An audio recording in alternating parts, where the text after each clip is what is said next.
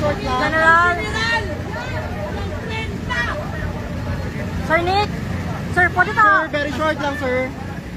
Kasi update, sir. Dali lang yun, sir. Dali. Thank you, Sir Nick. General, mayong buntag, sir. Naatay ginatutukan no, sa radar sa PNP. Unsa nino mga dapat ay mga specific areas and confirm ba gyud nagoid si Pastor Apollo Kibuloy dito. Napakalaki ng lugar na ito. Hindi natin matatapos kaagad ang pag-search dito. Okay? Nakita niyo naman eh. Mamaya isasama ko kayo para makita niyo rin. Yes, sir. Okay? Magsasama ako ng mga media na mainstream. Sir, how positive are we nga naagid si Pastor Apollo Kibuloy? Nandyan yan. Tinatago lang nila, may isang lugar dyan na talaga namang nagsisignal pa si Carlo Catiel ng ganun, sabay biglang may babagsak na maghihimatay. Sir, yung sinasabi mo Totoo eh. Kitang-kita naman kanila sa camera eh. Kitang-kita yung senyas ni Catiel, sabay bagsak ng tao sa harap ko. Anong klase yun? Sir, sinasabi mo Kaya naman nakakita ng ganung klase yung mga kalokohan. may radar, sir. Anong ibig sabihin nun, sir? Meron tayong life detector Okay, na sir. ginagamit natin pag nag-collapse sa mga structures. Okay? Dati sniffing dog ang ginagamit natin para malaman kung may tao. Sa ngayon, meron tayong equipment dyan na pag inilagay natin dyan sa mga semento, malalaman natin kung sa kabila niyan may tao. General, confirm na may namatay daw po sa loob niyan, bro? Hindi ko pa nalalaman kung wala pa reportahan ng kakarating sa Sa itong akin. radar, sir, nanatay na sir, nga heartbeat ba sa tao? May mga nakakita tayo, kaya lang negative. Hindi si pastor na nakikita natin. Pero ano yung mga facilities sa loob na ikot talaga natin, sir? Na negative na walang... Pila Hindi pa naka-percent? eh. Ang una natin ngayon ginagawa, scan lang. Scanning lang. Inaalam lang namin kung alin dito ang pwedeng pagtaguan niya. Kasi ito ay larong taguan sa loob ng 30 hectares of property na may kasama mga distractions ng mga miyembro niya. Paano kung may makapagtrabaho na maayos? Sabi na mag-cooperate sila. Ginugulo nila ang mga pulis ko. So paano yan? Wala akong idea ba? May mga report tayo, wala pa tayong kumpirmado. Pila naka-percent ka natuyok ang KOJC compound, sir? Property karon. Pila na taka-percent to? May mga tao tayo dyan, wala pa tayo sa 30%, wala pa sa 1/4 ng So, dako kay yung sundon, sir. 30 hectares ko dito. Ano na po ang status ng search, sir? Tuloy-tuloy pa rin, tuloy-tuloy ang search natin. Pero yung allegation nila, tatapos na ang search, hindi ba? Sabi nila yun. Sir, pero dili ta magunong. Hangtod din na to makuha today. Inyong target. Sa ganitong sistema, hindi makukuha ito ngayong araw na ito. So, Sir, papaguran muna kami rito hanggang sa mai-relay siguro ni Pastor na hindi kami aalis dito habang hindi namin siya nakukuha o ang kanyang mga kasamahan. Nasa kanila na lang yan eh. Alam nyo, nakita namin, we will publish the rooms ng mga kwarto ng mga bata nila, ng mga anak nila, ng mga alay nila. May mga bata sa sulod, sir? May mga kwarto ng mga bata. Pero may mga May bata, mga sir. pictures pa ang mga bata. May pangalan ng mga dalagita ron. Sir, may tear gas. Sir, ano po ang dapat maintindihan Gumamit ka ng tear gas kanina. Wala. Hindi totoo yun.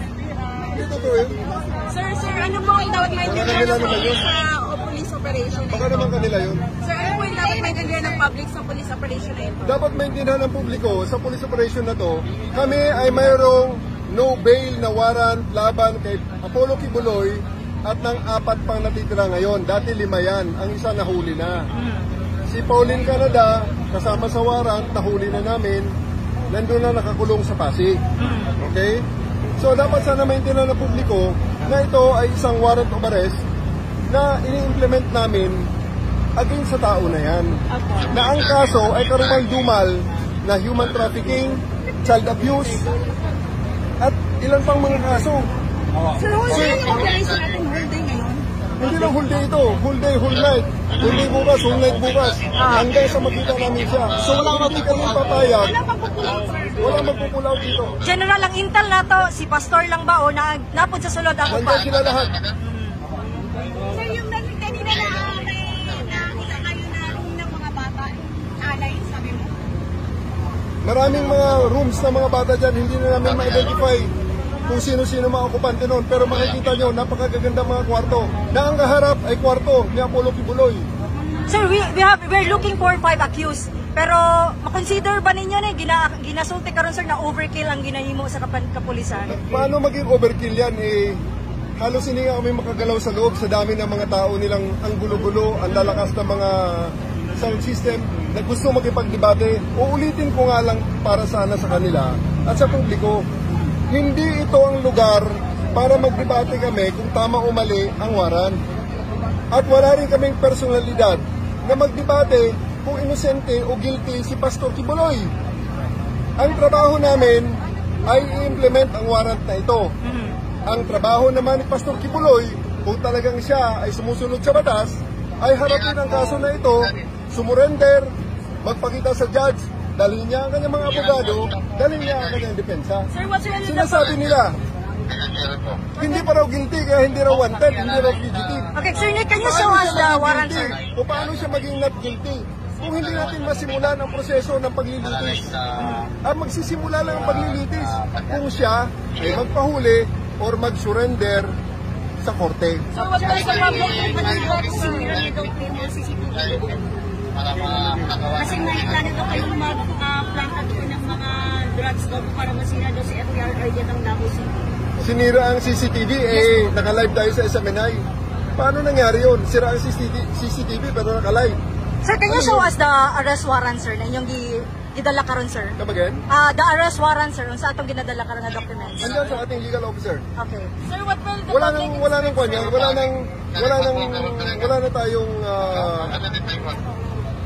wala na tayong diskusyon kung balido o hindi ang arrest warrant. Tapos na tayo doon. Tapos na yun. Na-discuss na lang todo-todo yun. Alam na natin na balido yan. Kasi kung invalido yan, hindi matagal na sana nila sinabi na invalido yan. Pero hanggang ngayon, nagtatago si Pastor Kibuloy. So, ibig sabihin, balido talaga ang warrant, nagtatago siya eh. Sir, just to clarify again, sir, kahit na wala kayong makita after lahat ng search and scan, wala pa rin mag-pull out hanggang hindi surrender, ganun ba, sir? Hanggang wala kami nakikita rito. Okay. Para hanggang hindi pa namin natatapos ang thorough search. Okay? Toro search ang inyong yung ginawa, sir. mga na-search ninyo? Wala pa sa mga report. May target tayo, sir. Kung kailan tayo matatapos. Hindi namin alam. Hindi namin alam. Ang na-search natin. Sir, ano dapat ang Wala pa i-expect tayo sa ng mga- public sa operation natin, sir? Hindi naman namin inaabala ang public. Makita nyo ang kalsada sa harap ay ino-open namin. Nag-traffic. General, confident ba mo na nasunod ninyo ang rule of law sa pag-implement sa warrant of arrest? Ano yun? Are you confident, isip leader sa PRO 11 nga nasunod ninyo ang rule of law sa pag-implement sa warrant of arrest against Pastor Apollo Kibuloy? Actually, maliwanag na maliwanag yung kanina kasi sila na nga lang nagpusang nagbukas ng gate eh. Kasi sabi ko nga sa kanila at narinig lang lahat dyan sa ating speaker. Diba? Yung sabi namin, nandito kami para i-implement ang warrant of arrest na ito laban kay Kibuloy. So wala nang question about that. Kaya nga binuksan nila eh. Ginabawalan ni mo magwelga, sir, sa sulod? Bawal ang welga sa kaning mga members sa KOJC sa sulod? Anong belga? Kaning kuan sila, sir, ba? Gabara sila sa inyo nga sila gid pang storya sa inyo nga karon. Actually, tinitolerate na lang namin yan. Kanilang paniniwala yan eh. Sige, respetuhin na lang natin yan. Pagbigyan natin dahil karapatan naman nila yan na magsisigaw dyan. Pero sa totoo lang, ang ginagawa nila is secret bordering to obstruction of justice. Hindi namin nagagawa ng maayos ang trabaho namin dahil sa mga pagkukulo nila. Sir, may naresto ba kanina, sir? May naresto Wala ba? pa kami na-arresto. Pero may mga namatay daw, sir. Mga. Sabi nila, So may mga bata daw pinatrauma doon sa loob, sir. sabi nila, wala pa naman kami nakikita. Pero walang bata, sir, sa loob. Wala kami, ako personally wala akong nakita bata. Room lang po ng mga bata. Rooms ng mga bata, may mga pictures eh. Okay, sir, imo ang mensahe sa mga members sa KOJC nga nasa sulod. Pare-pareho tayong Pilipino. Iisang batas na ating tinitingnan, iisang konstitusyon na ating tinitingnan. Ngayon ho, maliwanag na may isang korte yung nagsasabi, hulihin ng mga pulis o law enforcement agencies si Apollo Kibuloy at ang 5 pa. Sana sumunod na lang tayo.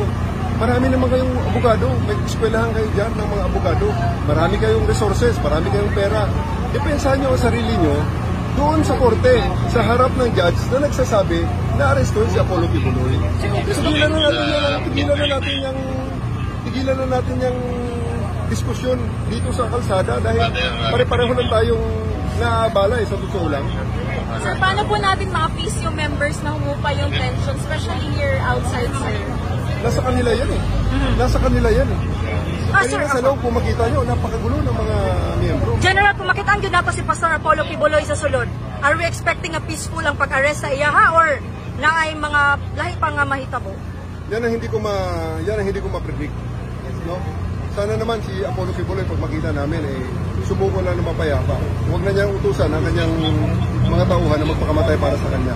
Pero sir, Kaya yung ang mga... ginagawa niya ngayon na talaga namang hindi mo na maintindihan eh. Kung talagang naniniwala nga ba talaga ang mga tao na yan o wala Sir, talaga. nato yung mga order nga shoot to kill, nato yung mga order nga maglabay o granada. Can you, Shoot sir, to kill order is verify illegal that? per se. Imposible yun. Granada naman dyan, hindi naman war zone yan. We're trying our best. May nakita ba kayo na maril dyan?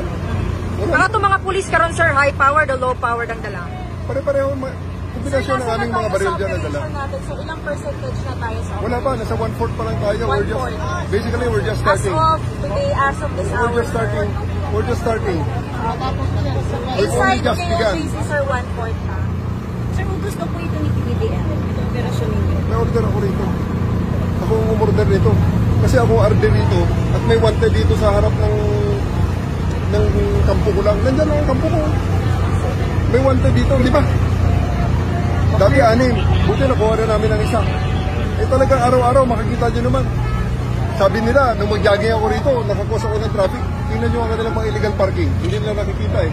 Na illegal parking yan. Ordinaryo ka tao, mag-park ka dyan dahil naghihintay ka ng kamag-anak mo sa airport. Buhulihin ka ng pulis yan. Bakit sila? O pinapatikitan ko rin. Para makita rin natin talaga kung ano ang dapat.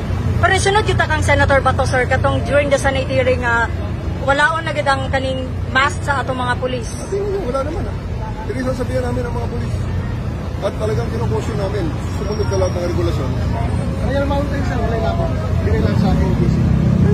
May oras para sa lahat. So as of this time sir, ang focus sa ninyong KOJC compound diri sa Kagitipan sa Maybuhanon. Sir, final message, sir, sa lahat ng public na nakatutok ngayon sa inyong operation. The PNP shall enforce the law without fear or favor. Thank you, sir. Thank you po, General.